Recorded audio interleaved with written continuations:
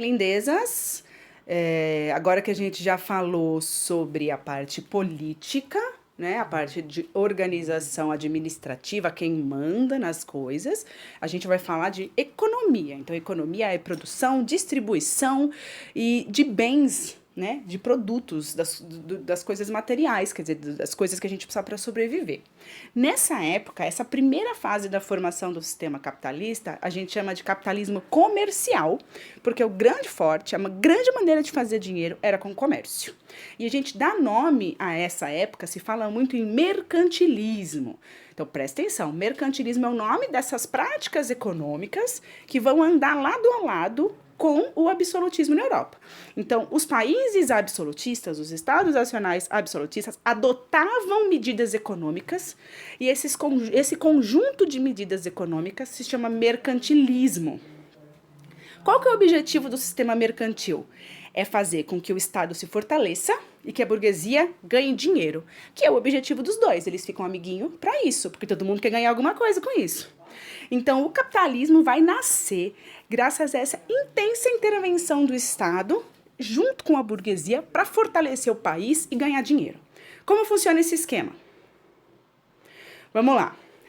Então, você vê aqui Estado absolutista, você tem lá apoio aos negócios da burguesia por parte do rei, e o Estado vai sustentar a nobreza com o dinheiro dos impostos que ele ganha para ele poder continuar sendo rei, para que a monarquia exista.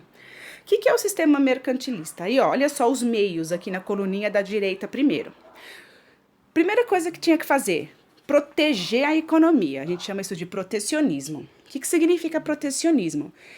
O rei tinha a obrigação de proteger os negócios da burguesia dentro do país dela. Então, o rei da França tinha que cuidar dos negócios da burguesia francesa.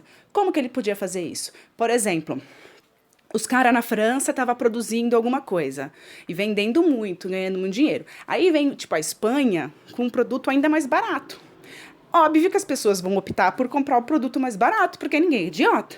Então, o que o rei faz? Ele vai lá e impõe altos impostos sobre a mercadoria espanhola, e aí, quando a mercadoria entrar na Espanha, ela vai custar muito mais caro por causa dos impostos. Então, a mercadoria francesa vai estar mais barata, e o povo vai preferir comprar a mercadoria francesa. Então, a obrigação do rei é sempre fazer negócios para proteger os negócios da burguesia local.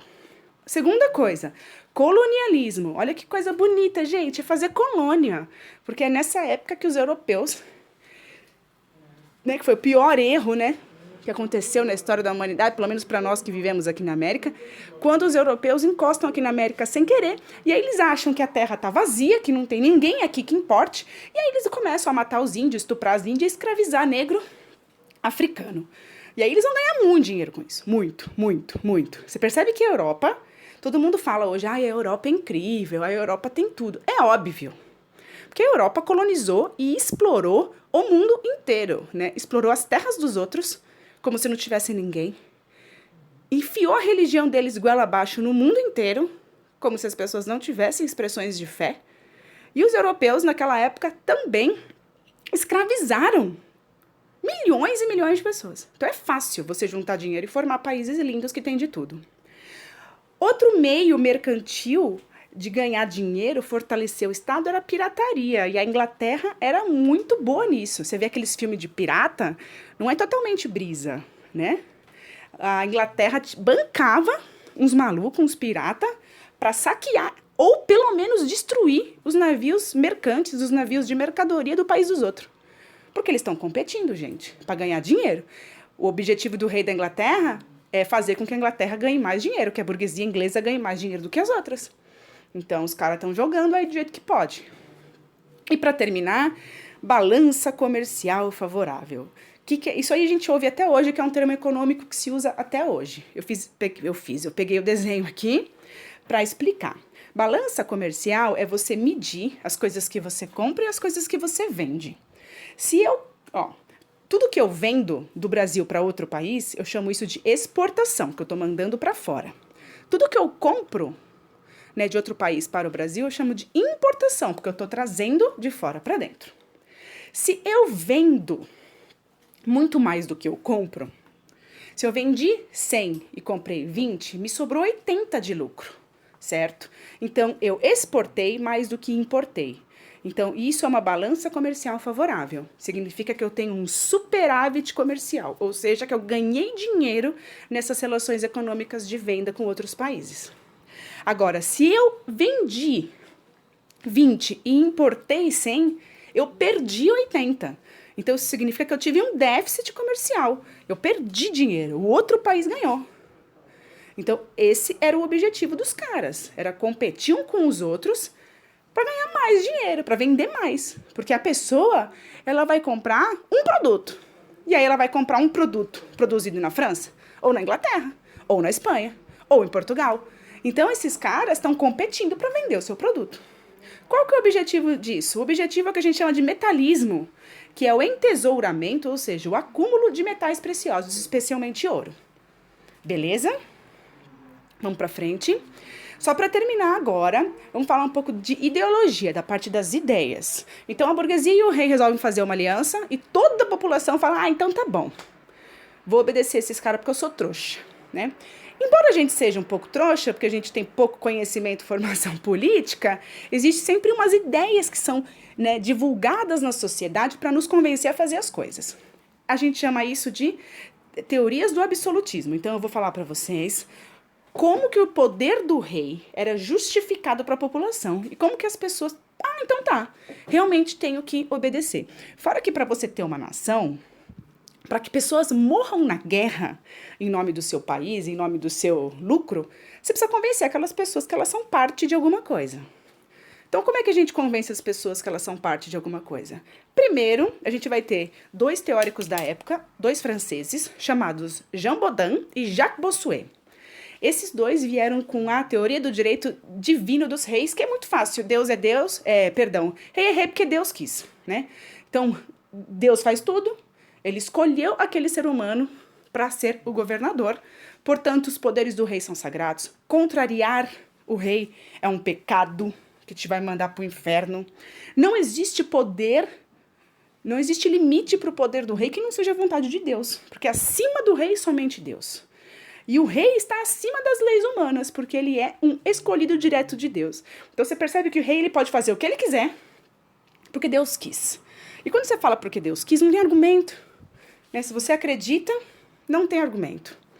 Outra teoria é a teoria do contrato social. Essa já é um pouquinho mais complexa, porque essa daqui funciona independente de religião. Os caras falam assim, a gente vive em sociedade, e aí cada um quer fazer um bagulho, e aí a gente precisa se acertar. Então, a gente precisa fazer um contrato social, quer dizer, um contrato de normas sociais, de como todos nós vamos agir e nos comportar em sociedade. Isso a gente chama de contratualismo. Dessa primeira fase, a gente vai ter dois caras, dessa parte do contratualismo, eu vou falar de dois caras principais. Vou começar com o Thomas Hobbes. O Thomas Hobbes, desculpa, mais uma vez, o Thomas Hobbes, ele dizia assim, que o ser humano na natureza, antes da gente ser civilizado, antes da gente formar cidades, aldeias e civilizações, a gente vivia na natureza que nem qualquer outro bicho. E quando a gente vive na natureza que nem qualquer outro bicho, a gente é meio irracional, a gente faz tudo pela sobrevivência, inclusive a gente é violento, a gente é vingativo, a gente é cruel. A gente não é legal uns com os outros. Então, pra gente poder viver em sociedade, a gente não pode ser cruel o tempo inteiro um com o outro, porque senão você cai na barbárie, não é civilização. Então ele dizia que era necessário um governo forte, centralizador, para poder controlar os impulsos cruéis para que a sociedade pudesse viver em ordem. Tanto que ele dizia, a frase máxima dele lá, que sintetiza as ideias dele, é o homem é o lobo do homem. Quer dizer que o homem devora o próprio homem. E aí nós precisamos de um governo, de um rei absolutista para nos controlar, para controlar a sociedade, para que nós não caímos na barbárie. Vamos lá. Esse cara aqui, ele escreveu esse livro chamado Leviatã, e ele fez essa alegoria, esse desenho. Ele não fez esse desenho, mas esse desenho estava no livro dele e simboliza. Leviatã, na verdade, é um demônio, né, se não me engano, que come, né? E aí ele falava que come gente, uma coisa assim. E ele falava que o governo tinha que ser assim, tinha que ser devorador, tinha que ser cruel para controlar os impulsos ruins da sociedade. Então essa imagem é uma alegoria, quer dizer, é uma construção. Ninguém tira uma foto desse jeito. Então ele está constituindo ali, ó, símbolos do rei. Você está vendo que ele está com a coroa, espada. E cada um desses objetos constitui o rei. Mas se você observar de pertinho a roupinha dele, ó, são pessoinhas. Então ele está falando que as pessoinhas, a sociedade forma, o conjunto das pessoas forma o poder do rei. Então as pessoas têm que estar, ao mesmo tempo que o rei controla as maldades das pessoas, as pessoas elas estão dispostas, elas cedem, elas deixam de ser, elas abrem mão da própria liberdade para serem controladas, para viverem em ordem na sociedade. Fez sentido isso? Se não fez, depois você me conta, porque vocês não estão aqui para me dizer. O outro cara é o Maquiavel, né? O Maquiavel, ele escreveu um livro chamado O Príncipe. Ele escreveu esse livro para um cara que era rei na região hoje da Itália, que a Itália não era país ainda, tinha vários reinos. E aí ele escreveu, acho que era Lombardia. Será que eu anotei em algum lugar? Ai, não sei, gente, perdão. Desculpa. E aí ele escreveu esse livro que era um guia, né? Foi um presente que ele deu pro cara. Que é um guia de como um rei, o que o rei tem que fazer e como o rei tem que se comportar. Então ele vai dizer que o rei tem que fazer o que for necessário para garantir o seu poder e para manter o governo funcionando e a sociedade em ordem. E isso significa que, às vezes, o rei é cruel. Não necessariamente porque ele não é maldade por maldade, mas é a maldade necessária, ele vai dizer. Então, ele vai dizer assim, por exemplo, o rei vai investir na expansão do território, que vai ser muito lucrativo, ele vai derrotar lá um reino vizinho para poder anexar aquela parte ao seu império. Maravilha, para fazer isso eu preciso de guerra, preciso de exército. Para ter exército eu preciso ter arma. Então eu preciso pegar um monte de gente, um monte de trabalhador, fazer eles parar de fazer o que eles estão fazendo para eles fazerem arma pro exército. Aí eu vou ter que aumentar os impostos para bancar tudo isso. E aí talvez a minha população passe fome por causa disso. Tudo bem, eu estou fazendo o necessário para o governo funcionar.